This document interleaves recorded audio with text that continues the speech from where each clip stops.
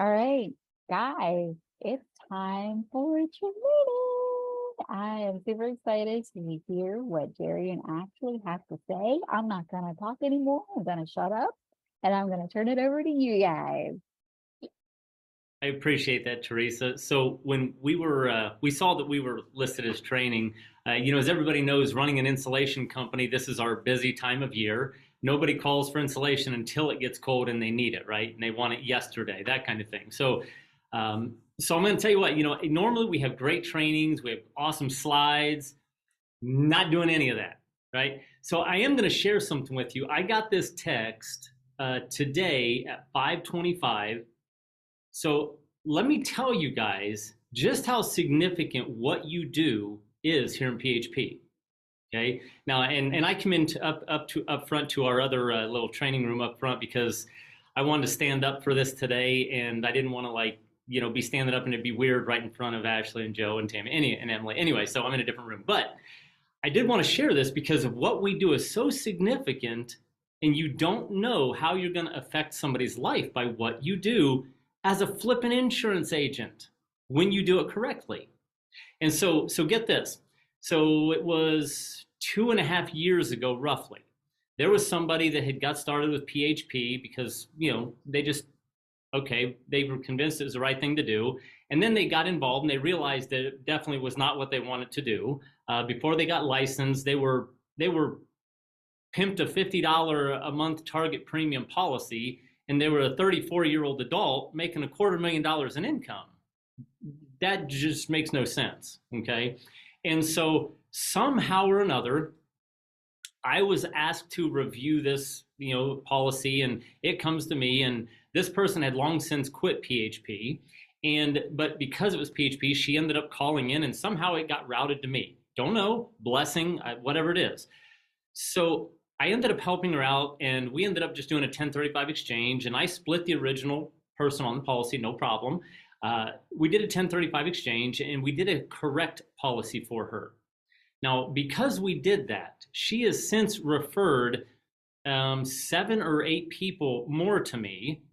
I mean, just referral. It's like every 4 or 6 months, hey, I got somebody you need to talk to. They're ready to talk to you, right? And so anyway, it's been tremendous financially. It's made me a lot of money because I did the right thing for her. But aside from that, what did it do for her? I got this text today at 5:25 from this lady. Happy holidays to you guys. I wanted to take this time to thank each of you for being a supportive energy for one of the most challenging years of my life. You guys played a major part in uplifting me, I know it may not be much, but you guys are appreciated. I love you very much. I encourage you to be appreciative of what we have or what we do have, and try to be the reason someone else smiles today. What is your why? Why do we wake up? Why do you go to work every day? What truly motivates you? I pray from this day forward you are surrounded around the highest positive energy, and you completely ignore negative energy unapologetically. Let us walk in the power we truly possess. Let's stop procrastinating, stop looking at the negative, and be proud and loud about our blessings from God. From the bottom of my heart, I love you all and thank you. Hugs and kisses from the West Coast. No dream is too big. Let's get it. Now, she sent that to me and a couple other people. The fact that here's this lady that I didn't know, I'm her life insurance agent, and she felt the need to include me in that text to 4 people. That just meant something to me. It let me know that I'm doing the right thing for people. You have an impact. Understand that. You have an impact. I just want to share that. That wasn't actually part of it. But so today I want to start by asking a question. When it comes to this business or life in general, but why haven't you done more? Why haven't you done more? You can ask yourself. I'm not asking you to actually answer, but why haven't you done more? See, Bill's asked before, and every one of you know this. He's asked if he gave $1,000 for every person you'd get to the BOM in person on Saturday. How many people would you get there, right? And every time he asks that question or one like it, everyone always responds the same way. It's like, oh man, we'd have tons of people there. We literally would try to make Bill go bankrupt, right? We would, because there's this money on the line and we want to do it. But I ask again, why haven't you done more?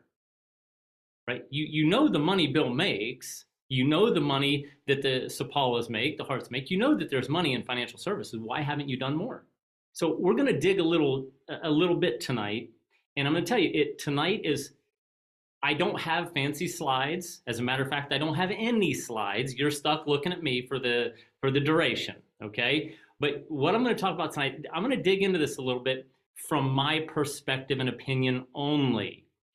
My dear friend and the amazing, the learned Dr. Stephen Crane, he may have a multiple degree required answer, right? He absolutely may.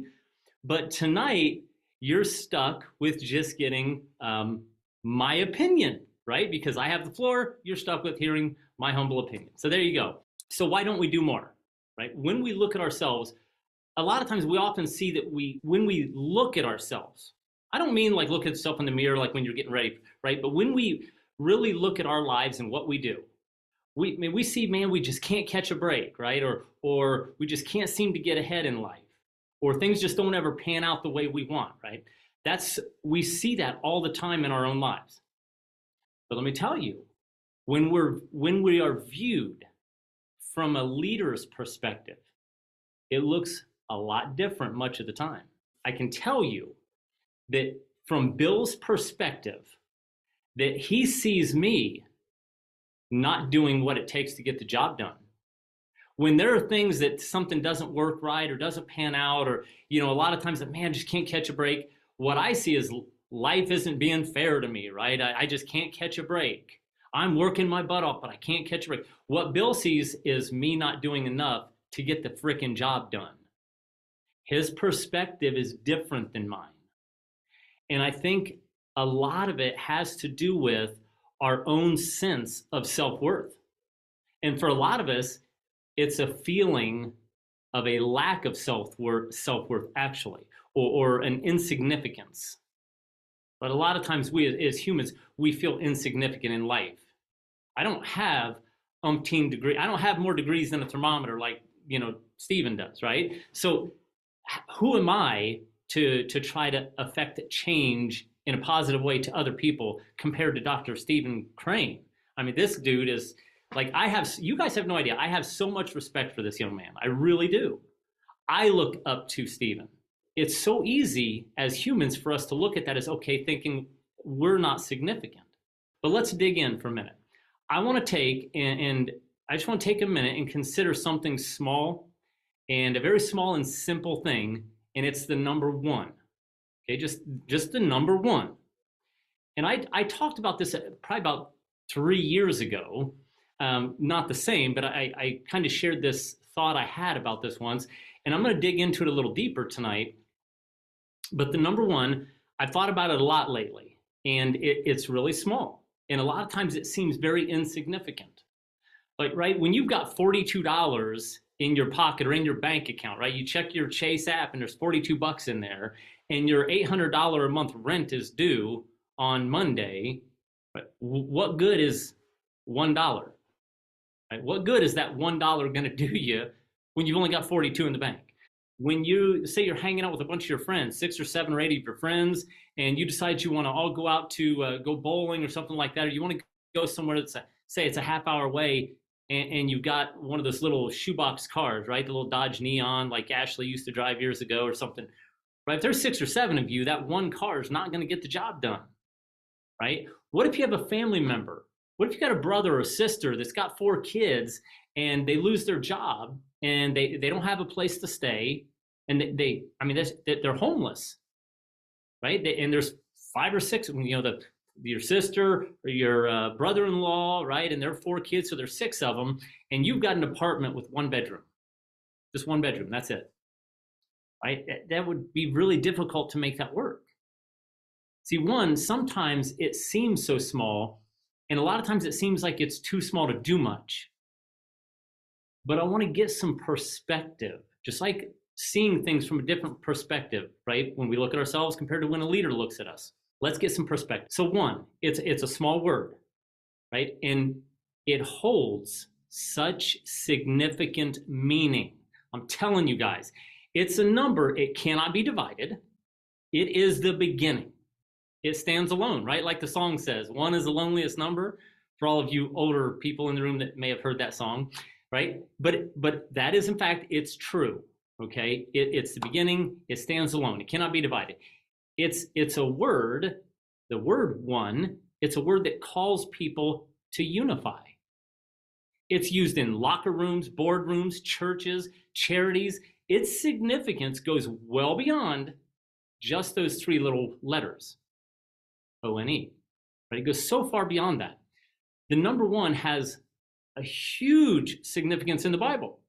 Now, I don't care what your beliefs are. I don't care what your beliefs are, whether you're a Christian, not a Christian. The point is this: the Bible is the number one most published book in the entire world, bar none. The second place is not even close. Here you take the most published book in the entire world, and all throughout we read how the number one, it represents completeness, it represents unity. In Genesis, we see that a woman was made from one rib. When couples get married, Ephesians tells us that a man shall leave his father and his mother and shall be joined to his wife, and the two shall become one flesh. In the book of John, Jesus says, I and my Father are one. Ephesians also, when Paul says that there is one body and one spirit, just as you were called to the one hope that belongs to your call, one Lord, one faith, one baptism, one God and Father of all. One, right? There are too many examples to list all of them. My point is, it's significant. Let's start small. Now, I can only see a handful of you on my screen here, but so what I want you to do, I want everybody to actually take a look at your fist, like hold it up in front of you and look at your fist. Look how big it is. I know Ashley's is half the size of everybody else's, but right, those little baby size hands. Take a look at your fist. Now, I want you to think about this. How big is your fist in comparison to the entire earth? Compare your fist to the entire earth. I think we can agree it's pretty insignificant compared to the size of the earth. But here's the thing. The human heart is about the size of your fist. So think of this. You have one heart. That's all, just one heart. Yet every single day, your one heart beats approximately 110,000 times. Every day, it sends approximately 2,000 gallons of blood through 100,000 miles of blood vessels. That's right. The human body, the human adult body, has approximately 100,000 miles of blood vessels. See, the reason I brought up the earth in comparison is that because the earth is 24,901 miles in circumference. That means that you have enough blood vessels in your body to go around the earth 4 times nonstop. And that equates to over 3 billion, with a B, 3 billion heartbeats for the average human in their lifetime. One heart. Tremendous result. I would call that extremely significant. Another example of significance of the number one. Did you know that all humans genetically are 99% identical? 99% identical when it comes to genetics. When you look at the DNA of all humans, we are 99% identical. It's the 1% difference that makes each one of us unique and one of a kind. It's the 1% that makes you who you are. It's the 1% that makes Ben James Ben James. It's the 1% that makes you special, Emily. It's the 1% that makes you amazing, Anna. We hear and talk about world changers all the time. These special people, they're the pinnacle of right, humans, right? These people that change the world, people like Jeff Bezos. He revolutionized the way we shop. He absolutely did. We shop differently today than we did 20 years ago. Because of Jeff Bezos, malls are becoming a thing of the past. Right? Then you have Bill Gates. He invented Microsoft. PCs, computers are what they are today because of him. Elon Musk, right? Steve Jobs. We hear about these people and talk about them every week. Take Steve Jobs, for example. Think about how his innovations led to a computer, right here, that we can carry in our pocket that can do things like take pictures, make phone calls, create spreadsheets, edit movies and music, and play video games. Now, maybe someday androids will be able to do all that too, Anna. But Steve, once again though, Steve Jobs is just one person. I would call that very significant. Very significant. Now, many of you have seen Bill Corman's Corvette, I think it's a 2021 Corvette C8 Stingray. Dude, I'm telling you what, it's awesome. I got to drive it. And this thing is, I mean, it's a gorgeous car. It just like makes you get excited just to hear the engine running. It's pretty awesome. I'm telling you, it is awesome. But now, this is killer. It used to be when people thought about electric cars, when they first came out, they thought about like the Prius, right? Can you say lame? I mean, that thing, it would take about, an hour and a half to get up to 50 miles an hour, right? But now, because of one person, we think differently about electric cars. Because of one person, imagine the Tesla Roadster. Oh, Ashley loves this car. But this is an all-electric car. When I say it crushes Bill's Corvette C8, it crushes it. Like, it's not even close. Compare between the two. Bill Corman's Corvette C8 Stingray. And this thing has the track mode and everything, like illegal to use on the street track mode. It's stupid fast, right? But it stock 500 horsepower compared to the Tesla Roadster stock is 1,341 horsepower. Bill's Corvette Stingray does 0 to 100 in 10.8 seconds. 10.8 seconds, that's pretty good. The Tesla Roadster does 0 to 100 in 4.2. Less than half the time. That's ridiculous. Top speed, Bill's Corvette C8 is 194 miles per hour. Top speed on the Tesla Roadster is over 250 miles per hour. Bill's Corvette C8 has a quarter mile time of 11.1 seconds versus a Tesla Roadster quarter mile time of 8.8 seconds.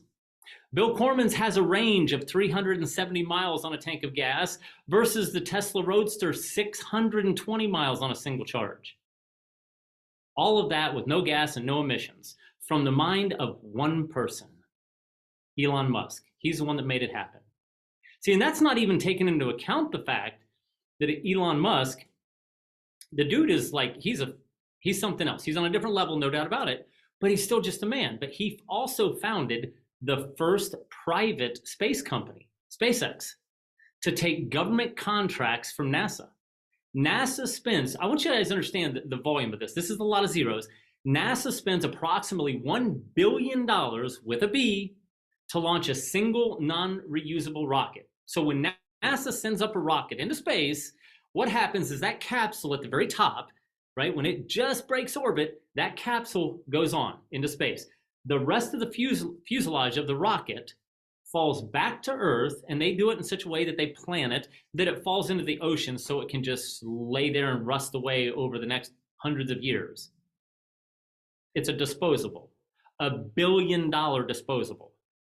So SpaceX, they have launched everything from satellites to people using one Falcon 9 rocket in particular. It has already been used 12 times, and they use it and it safely returns and lands on Earth or on their floating drones. And get this, each time they launch that rocket, it costs approximately, remember, NASA is $1 billion. Each launch with SpaceX costs approximately 16 million with an M. 16 million each compared to 1 billion each. That's a savings of over $808 million of taxpayer money from one man. He also founded and is chairman of the board for Solar City. a company whose mission is efficient and affordable solar power. He founded the Boring Company, a company that's building it's a special like maglev transport, like a train, but subway thing, but it's a transport, but it's in a vacuum tube so that there's no friction, and it will allow people to travel, and this is no joke, from LA to all the way, LA, West Coast, to New York in just over 1 hour. Now that would be stupid fast, right? But that's just one man with the same 24 hours in a day that we all have. I call that pretty significant. So about 13 years ago, there's an immigrant, had a dream and a mission to create something that could help, millions of people, right? And he wanted to start, he decided to start a financial services agency.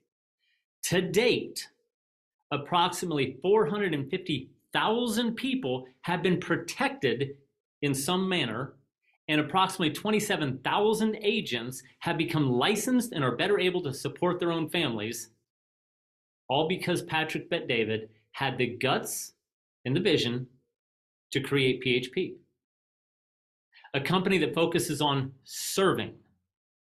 And it allowed people like Ashley and I to create over $10,000 income in a single month, part-time, very part-time, all from one man. I call that significant.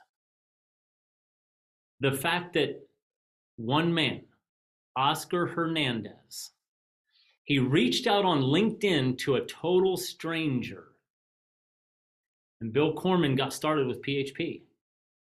See, I could go on, but the fact is each and every one of us are either in this office or on Zoom or in the Annapolis office or over in Dayton. We're all here because of that one person. I call that significant. I know a lot of people go, yeah, but Elon Musk, he's so much smarter and sharper, and Patrick and Bill are way smarter and sharper. Look, that may be true. Maybe they are way sharper than you, right? Maybe they are. They're not a billion times smarter or sharper. No way. They just realized that God gave them specific talents, and they chose to focus on and improve those talents instead of worrying about any perceived weaknesses. See, God gives each and every one of us talents and skills. And understand, it's not only God's desire and expectation to be the best that we can be, it is our responsibility to hone those skills and make the most of them. This is one of my favorite stories out of the Bible, but the Bible has it's called the parable of the talents.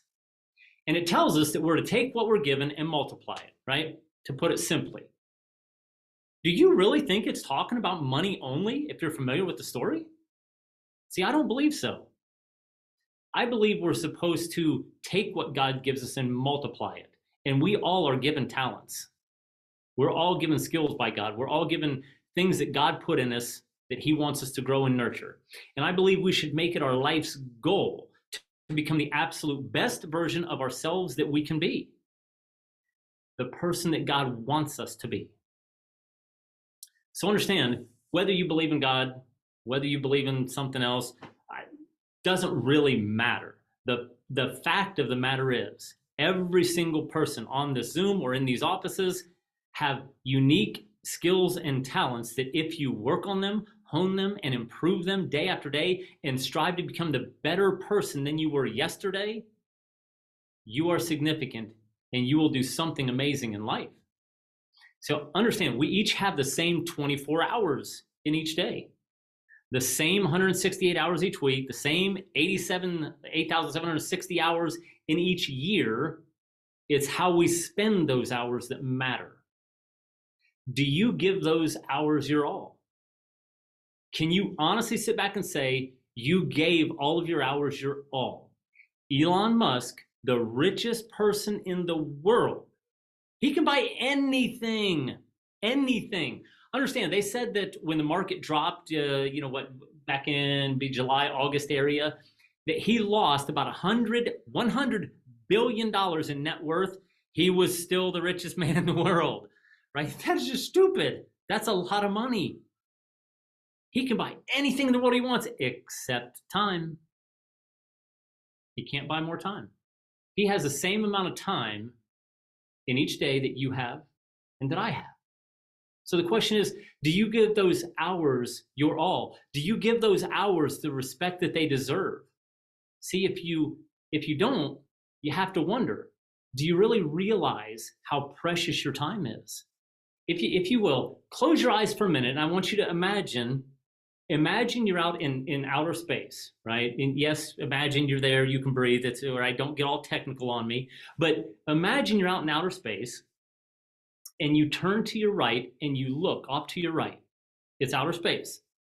And space, it goes on forever, forever, forever.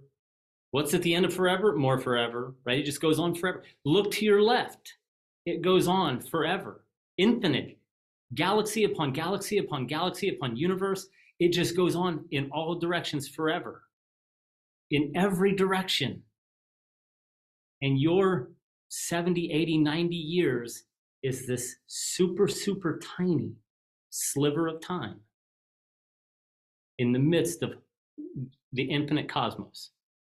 And that's all you have. That's it. That little sliver. So what are you going to do with it? See, those hours are a gift that God gives each of us. And we only have this one life. One. You've only got one shot at this thing called life. Why let fear stop us from reaching our potential? Why let fear stop us from reaching our goals? Why let fear stop you from talking to somebody? Why let fear stop you from succeeding for your family? What do you think? You think your wife, your husband is going to think bad of you if you fail? Failure is a prerequisite to success. There is not a single successful person that has not gone through failure first. So why let fear stop us from reaching our goals? So why is it then that so many of us still fail to feel significant? Honestly, sometimes I thought about this, and a lot of times I'll lay there when she'll be sleeping on the couch at 7:30 or 8 p.m. right? But anyway, I'll be thinking about this, and sometimes I think it's easier for as humans, it's easier for us to stop short of our full power and our full potential, and just see the failures that are right in front of us, right? Because of fear, we see our failures and think, oh man, maybe I'm not smart enough. I'm not good enough. I'm not meant to. My family's not important enough. Whatever the reasons are, it's fear. Plain and simple. We may not want to admit it, right? Especially, and I'm not picking on Ben. I say Ben's name because Ben's a big dude, right? Compared to me, I weighed myself the other day. I've been working out and I've actually lost weight. Didn't mean to, but I'm down to like 132 pounds, right? I'm getting a lot trimmer and everything cool. Man, Ben's like 6'2", weighs 250, whatever. I mean, he could like break me in half or something, right? But even Ben, I'm telling you, and it's not a judgment, lets fear stop him. Every single one of us on here lets fear stop us. But see, scripture tells us that for God has not given us a spirit of fear, but of power and of love and of sound mind. So let that sink in for a second. It says us. It's all encompassing. It doesn't say most of us or some of us. It doesn't say all of us except Anna, right? It doesn't say all of us except Emily. It says us, all encompassing. And the first thing it says that we're given is power. All of us. We're given power to reach our goals, power to fine-tune our skills, power to become the best version of ourselves that we can be. And when you combine that power with love and a sound mind, you have the makings of greatness. There is greatness in every single, I'm a huge believer, there is greatness in all of us. And I want each of you internalize what I just said, as if I were speaking to you. There is greatness in you.